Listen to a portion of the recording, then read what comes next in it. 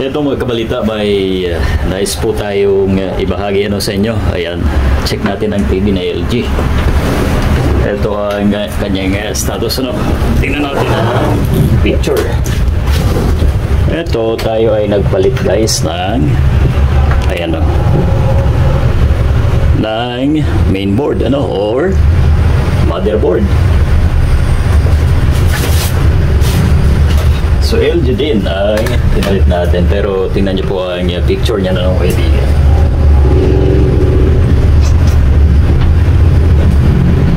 Yan.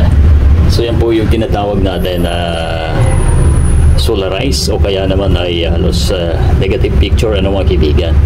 Ang tawag yan. Kasi nagpalit po tayo nito, iba ang mapping papunta sa ating LCD o doon sa ating panel mga kaibigan. Ngayon pagka nagpalit po tayo ng mainboard mga kaibigan doon sa mga bago, ito ay pwede nating gawin.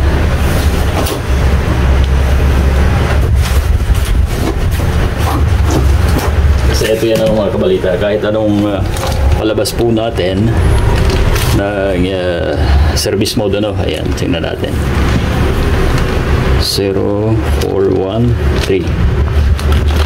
Ayun, lumabas po ang service mode natin, factory ayun di makita masyado. Ayan, check natin ang ayos. So kahit anong gawin natin, ilagay dyan sa option number 5 or 4. Ayan, tingnan natin Ayan, 4 natin muna. Or ayan, mali, doon tayo sa option number 5 mga kaibigan. Exit muna natin yan. Adjust 0413. So yan option number 5 andun ang adjust niyan. Palabasin natin. Kahit anong pindot mga kabalita, yan naka-off. Yan yung mirror ang lumalabas mga kaibigan. Kahit ilagay po natin yan sa arrow down and up, ayan, hindi po yan gagalaw. Kasi nga nagpalit po tayo ng board kanina pa ako almost an hour na mga kaibigan, so hindi po talagang lilipat. Ilusog natin para makita nyo. Pindutin natin ang arrow down. Ayan. Hindi yung gumagalaw dyan kasi nga ang problema nito guys, ito papakita ko po sa inyo at ito ay malaking tulong doon sa mga nagpalit ng board mga kaibigan. Hindi po yung gagalaw dyan.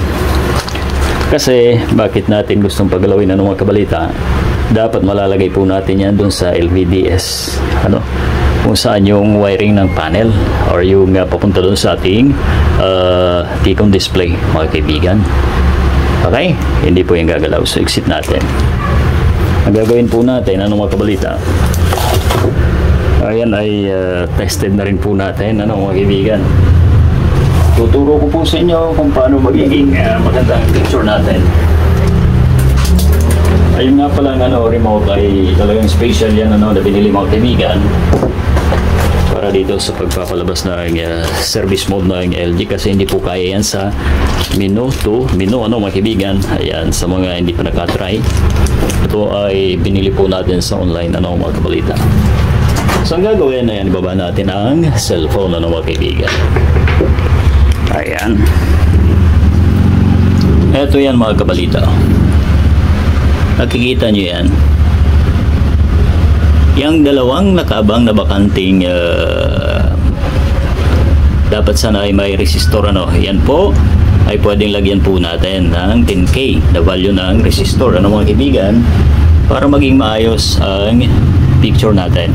Kasi hindi po madadala sa kahit anong palabas natin ng service mode mga kaibigan.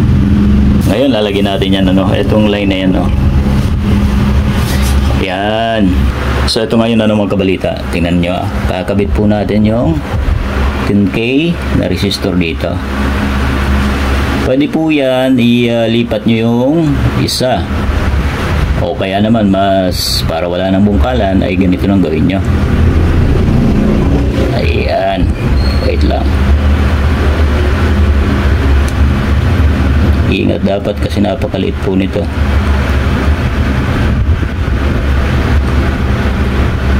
Ayun o. Ngayon check natin ang picture mga kaibigan.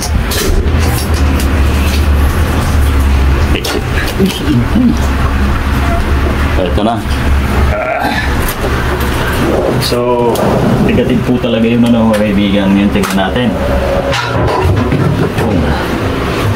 Ayan o. Guys. So, diba? Napakaganda na. Wow! Ito na. Good na ang ating TV. Tingnan natin at tanggalin natin. Mga kabalita ulit. Check natin ulit para makontento po kayo. Na yun ay dahil lang doon. Lintin natin at hindi maganda ang kapit. Ayan. Ayan, tinanggal ko ha. Ayan, check natin ulit. Kasi sabi daw sa ano yan, sa software at hardware yung combination. Hindi po talaga makukuha service mode. Kailangan pagsabayan mga kabalita. Ayan o. O, diba?